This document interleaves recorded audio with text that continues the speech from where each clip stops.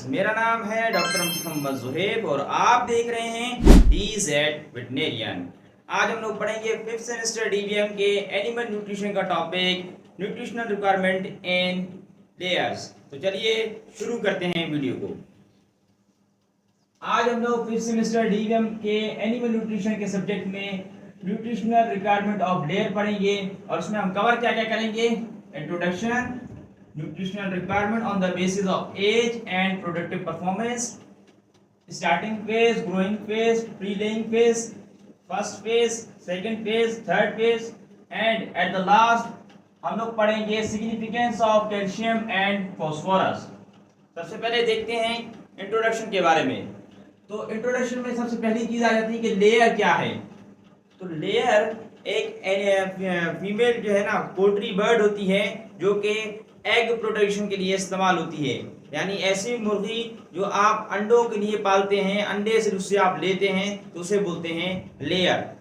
उसके बाद सेकंड बात आ जाती है एग प्रोडक्शन टाइम, कि ये जो मुर्गी है या ये जो बर्ड है ये किस टाइम अंडे देती है।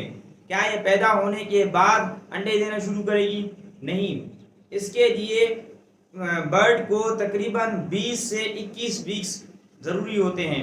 जो बर्ड है जो कि फीमेल बर्ड है, अगर उसको 20 से 21 वीक्स मिल जाएंगे तब ही वो जाके अंडे दे सकेगी, उसके अलावा वो अंडे उससे पहले नहीं दे सकती। आज हम लोग पढ़ेंगे कि इन मुर्गियों को या फिर इन बर्ड्स को हम लोग क्या क्या खिलाएं जिनकी वजह से ये अच्छे अंडे पैदा कर सकें और पीक प्रोडक्शन कर सकें अंडों की।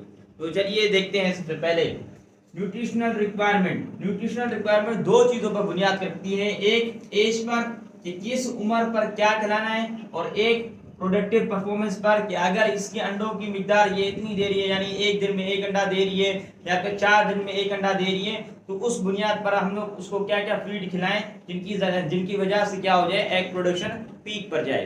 तो सबसे पहले एज की बुनियाद पर देखते हैं। तो हमारे पास एज की बुनियाद पर 3 फेज आ जाते हैं, स्टार्टिंग फेज, ग्रोइंग फेज और प्री लेइंग फेज। ये स्टार्टिंग फेज जो है ये जो बर्ड पैदा जैसे हो जाता है, जैसे ही बर्ड पैदा होता है उसके पहले जो 6 वीक्स होते हैं वो हमारे पास स्टार्टिंग फेज में शुमार किए जाते हैं।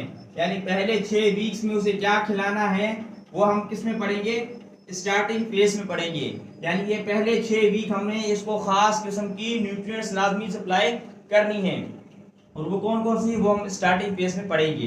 उसके बाद 6 से लेकर 16 वीक्स जो उसकी लाइफ टाइम होते हैं उसमें उसको क्या क्या खिलाना है, उसकी मैनेजमेंट किस तरह रखनी है, उसको हम क्या कहते हैं, ग्रोइंग फेज। और फिर उसके बाद 16 वीक से लेकर 20 वीक तक 16 to 20 वीक्स ये जो टाइम पीरियड होता है इसकी लाइफ का, इसको बोलते हैं प्री लेइंग फेज। क्यों? क्योंकि आपको ऊपर मैंने बताया कि 20 वीक्स के बाद ही ये अंडे देना शुरू करती है। तो अंडे देने वाले प्रोसेस को बोलते हैं लेइंग और ये क्या है, प्री लेइंग फेज। यानी अंडे देने से थोड़ा पहले का जो टाइम पीरियड होता है बर्ड का उसको बोलते हैं प्री लेइंग फेज।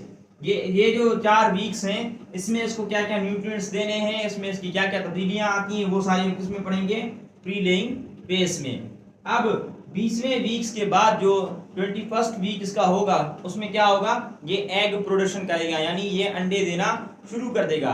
तो इसका मतलब अब इसकी प्रोडक्टिविटी आ गई, ये प्रोडक्ट बनाना शुरू हो गया, इसने अंडे बनाए, वो क्या है, उसका प्रोडक्ट है। तो अब इसका जो आगे लाइफ टाइम चलेगा उसको बोलेंगे प्रोडक्टिव फेज।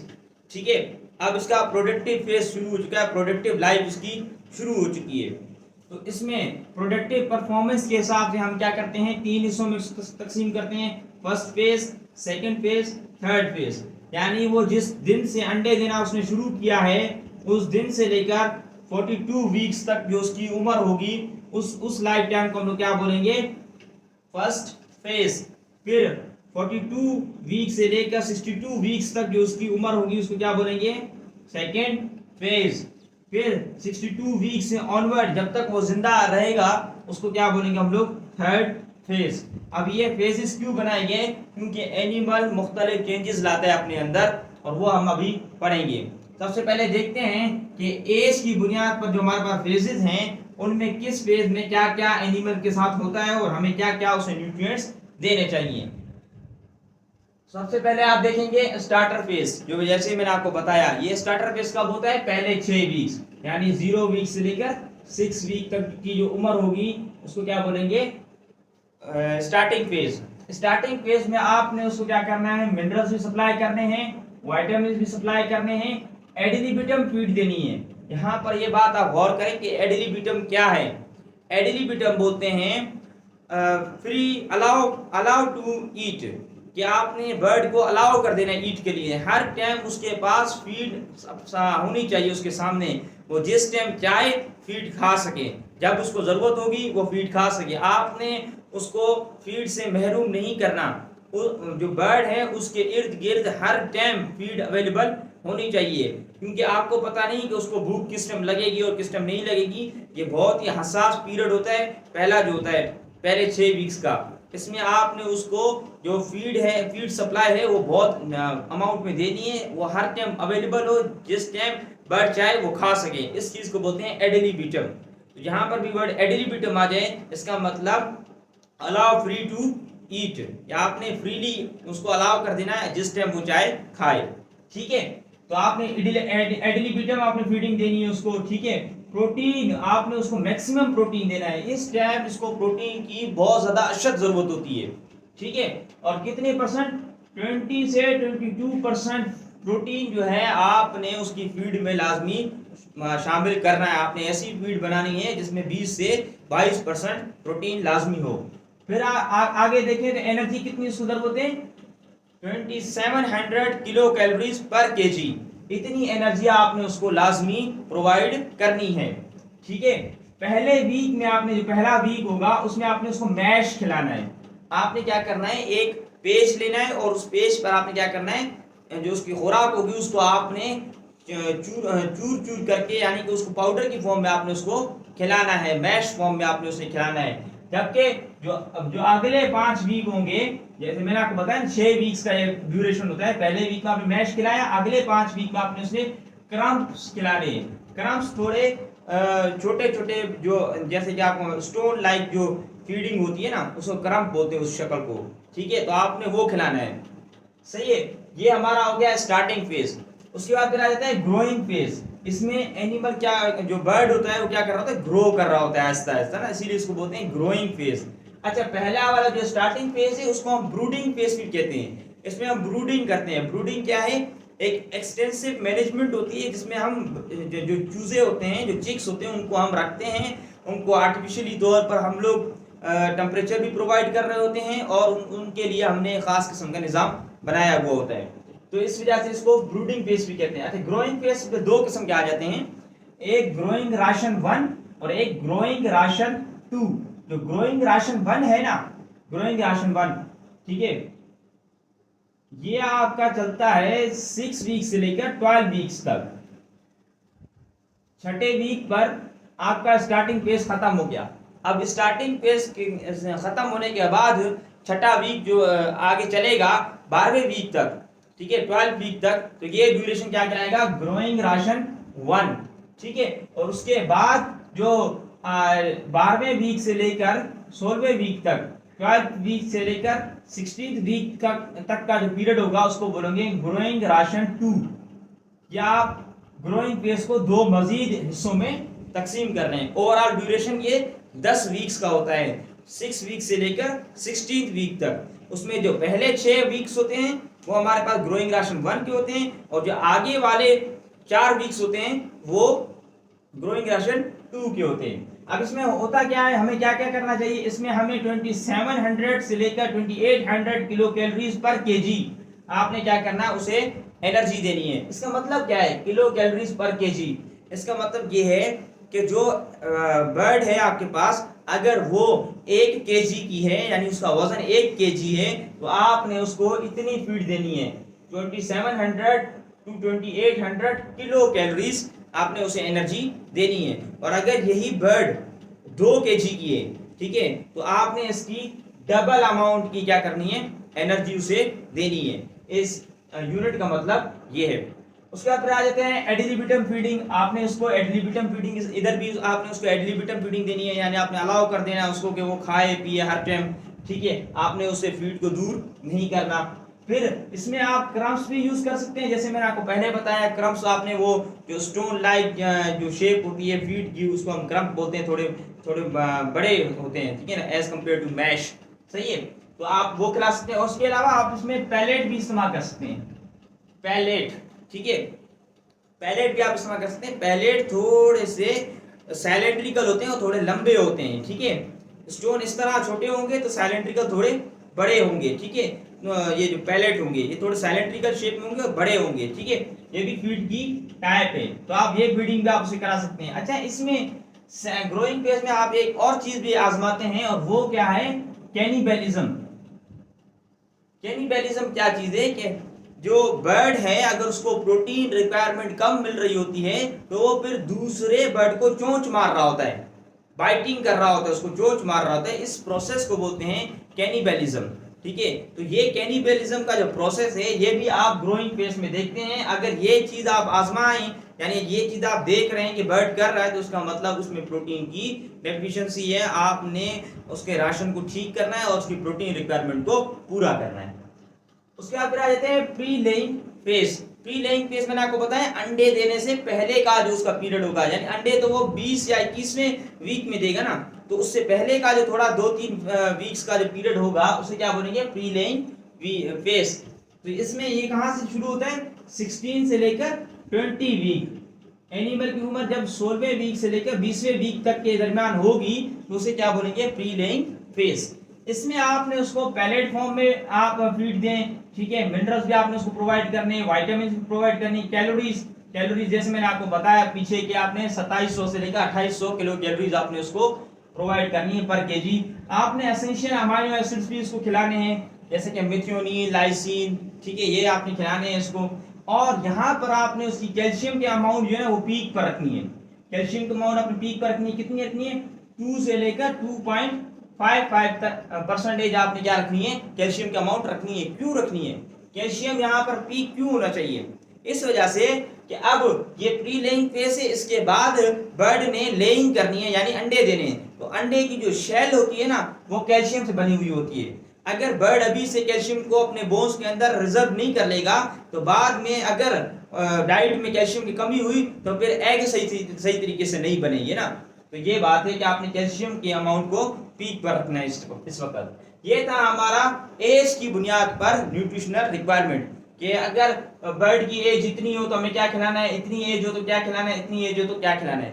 अब चलते हैं प्रोडक्टिव परफॉर्मेंस की बुनियाद पर, यानी कि पहला फेज है जिसमें वो अंडे सबसे ज्यादा पैदा कर रहा है, हर दिन एक अंडा लाजमी दे रहा है, तो उसमें हमें क्या खिलाना है। फिर आ जाते हैं सेकंड फेज जिसमें वो हर 2 दिन बाद या 3 दिन बाद अंडा दे रहा है, तो उसमें आपने उसको क्या खिलाना है। और ये थर्ड फेज जिसमें वो 3-3, 4-4 दिन बाद जो है अंडे एक अंडा दे रहे हैं, तो उसको क्या बोलेंगे, थर्ड फेज। यानी कि ये प्रोडक्टिव बुनियाद पर है, ये मैं कंफर्म नहीं बता रहा हूँ आपको कि एक अंडा देगा या 2 अंडा देगा, मैं आपको एक मिसाल दे रहा हूँ, समझा रहा हूँ कि ये प्रोडक्टिव परफॉर्मेंस है। यानी अगर उसकी परफॉर्मेंस ज्यादा होगी तो फर्स्ट फेज में आएगा, उसकी प्रोडक्शन जैसे ही कम होती जाएगी, ठीक है, उसमें उसको क्या बोलेंगे, सेकंड फेज। और जब सबसे आखिर में आ जाएगा उसकी प्रोडक्शन और ज्यादा कम हो जाएगी। तो ये क्या है, आपके पास प्रोडक्टिव परफॉर्मेंस की बुनियाद पर इसकी डिवीजन है। तो फर्स्ट फेज में देखते हैं, फर्स्ट फेज कब शुरू होगा। फर्स्ट फेज जो है ये आपका 20वें वीक से लेकर 42वें वीक तक, ठीक है, 20 वीक से लेकर 42 वीक्स तक का जो उसका टाइम पीरियड होगा, एज होगी इसकी, इसको हम लोग बोलते हैं फर्स्ट फेज, ठीक है। और इसमें ये पहली मर्तबा जो बर्ड है ये अंडे देना शुरू करता है, ठीक है। इसमें ये अपना वेट यहाँ तक पहुंचते हुए ना वो अपना वेट 1300 से लेकर 1700 ग्राम तक अपना वेट अटेन कर लेता है, तकरीबन 1.5 kg तक अपना वो वेट अटेन कर लेता है, मेंटेन कर लेता है। यहाँ से खा पी कर आता है ना जब, तो यहाँ तक जब पहुंचता है तो उसका वजन कितना हो चुका होता है, तकरीबन 1.5 kg उसका वजन हो चुका होता है, ठीक है। इसमें इसकी एग प्रोडक्शन पीक पर होती है, ठीक है, पीक पर इसकी एग प्रोडक्शन होगी, यानी सबसे ज्यादा अंडे जो है ना ये इस फेज में देगा। इसके बाद जैसे ही ये आगे बड़ा होता जाएगा तो उसके अंडे देने की जो सलाहियत है वो कम होती जाएगी, ठीक है। इसमें ये जो अंडा देगा वो 100% एग साइज में होगा, यानी सबसे बड़ा जो अंडा, ये जितना बड़ा अंडा दे सकता है वो ये फर्स्ट फेज में ही देगा। वो कितने ग्राम का होगा, 40 से 55 ग्राम का होगा। यानी यहाँ से आपको अंदाजा हो गया कि एक अंडा जो है उसका वजन कितना होता है, 40 से 55 ग्राम उसका अंडे का वजन होता है। ठीक है, और अंडे में तकरीबन 6 ग्राम प्रोटीन चाहिए होता है। अंडा बनाने के लिए अंडे का जो प्रोटीन होता है वो बनाने के आपको 6 ग्राम प्रोटीन उसको जरूरत होता है। ठीक है, और यहाँ पर एक बात बताऊंगा कि diet has 50% protein biological value. यहाँ पर इस बात को समझें कि जो डाइट में प्रोटीन है ना वो 50% आपके बायोलॉजिकल वैल्यू रखती है, यानी वो आपके लिए आपके बॉडी में जाकर क्या होगी, यूटिलाइज होगी। बकाया 50% जो है ना वो एक्सक्रीट हो जाएगी, वो यूटिलाइज नहीं होगी। जरा देखें इसका मतलब क्या है। इसका मतलब ये है कि अगर एनिमल को या बर्ड को अगर 6 ग्राम प्रोटीन चाहिए तो आपने उसको 12 ग्राम देना है।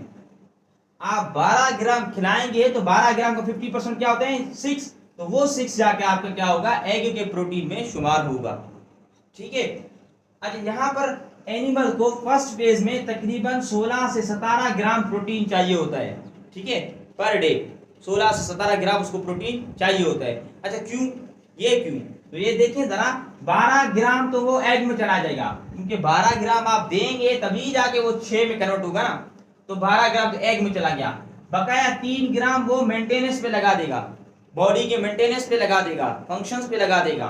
और जो 2 ग्राम है वो बॉडी के वेट गेन में लगा देगा। तो ये कितने हो गए, 12, 12 और 3 15, 15 और 2 17। तो तकरीबन 16 से 17 ग्राम आपने उसको प्रोटीन रिक्वायरमेंट देनी है। ठीक है, और इसके अलावा इस फेज में तकरीबन 7 से 10 ग्राम पर डे ये वेट गेन कर लेता है। यानी बर्ड जो फर्स्ट फेज में होती है, जो लेयर बर्ड फर्स्ट फेज में होती है, यानी 20 से लेकर 42 वीक्स तक की जो उसकी एज होती है, उसमें हर दिन वो 7 से 10 ग्राम जो है ना अपना वजन बढ़ाती है हर दिन। ठीक है, तो ये बातें थी इसमें फर्स्ट फेज में जो कि बहुत ही सिंपल थी।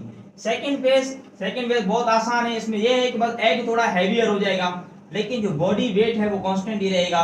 ठीक है, जिस तरह ये बॉडी वेट गेन कर रहा है ना 7 से लेकर 10 ग्राम तक पर डे, ये इसमें भी इतना ही रहेगा। और दूसरी बात, प्रोटीन रिक्वायरमेंट भी उसी तरीके से कांस्टेंट रहेगी जिस तरीके से फर्स्ट फेज में थी, यानी कि 16-17 ग्राम पर डे आपने उसको प्रोटीन रिक्वायरमेंट देनी है। थर्ड फेज आप देख रहे, थर्ड फेज में आपने 2700 से लेकर 2800 किलो कैलोरीज पर केजी आपने प्रोवाइड करनी है उसको एनर्जी, और आपने प्रोटीन इसको खिलाना है 15 ग्राम। ठीक है, 15 ग्राम प्रोटीन इसको आपने लाजमी देना है। और इसमें आपने इस थर्ड फेज में आपने उसको 90 से लेकर 150 ग्राम पर डे आपने उसको फीडिंग लाजमी देनी है।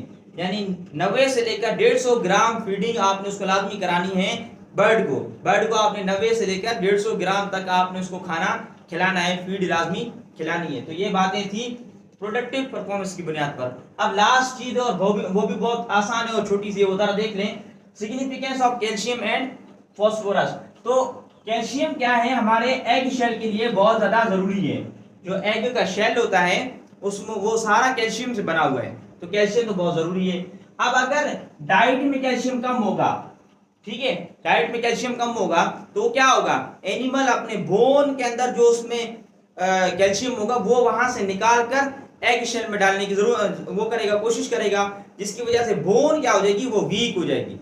तो इससे क्या बनेगा, बोन वीकनेस हो जाएगी और सॉफ्ट बोन्स हो जाएंगी।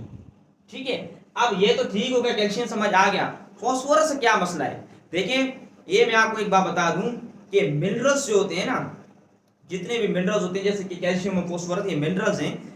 अगर आप एक मिनरल की डेफिशिएंसी करते हो तो वो दूसरे मिनरल की एब्जॉर्प्शन पे असर डालता है।